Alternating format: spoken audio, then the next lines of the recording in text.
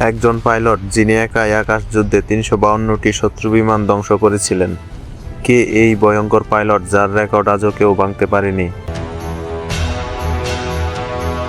Eric হার্টম্যান এই সেই জার্মানির বিখ্যাত পাইলট। তিনি ১৯৪০ সালে লফটওয়াফে যোগ দেন, কঠোর সামরিক প্রশিক্ষণ নেন এবং ১৯৪১ সালে যুদ্ধবিমান চালানোর উন্নত ট্রেনিং শেষ করেন। মেসারস্লিমড BF-109 চালাতে শিখেন। দ্বিতীয় বিশ্বযুদ্ধের সময় ফাইটার পাইলট হিসেবে যোগ দেন। খুব অল্প বয়সেই অসাধারণ দক্ষতা দেখান। ১৯৪২ সালে পূর্ব ফ্রন্টে প্রথম যুদ্ধ মিশনে যান। প্রথম দিকে ভুল করতেন, অভিজ্ঞতার অভাব ছিল। এরপর নিজের কৌশল বদলান। শত্রুর খুব কাছে না গেলে গুলি করতেন না, অযথা গুলি নষ্ট করতেন না, হঠাৎ আক্রমণ করতেন।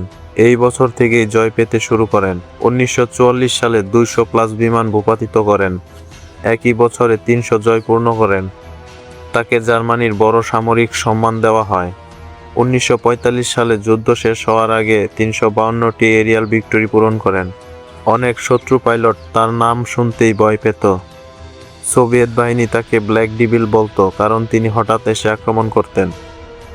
কেন তাকে ইতিহাসের সেরা পাইলট বলা হয়? ৩৫২টি এরিয়াল ভিক্টরি, যা এখনও রেকর্ড ভাঙতে পারেনি কেউ। বহুবার জরুরি অবতরণ করেও বেঁচে যান।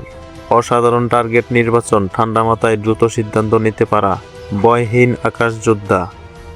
আপনার মতে ইতিহাসের সেরা পাইলটকে? কমেন্ট করুন।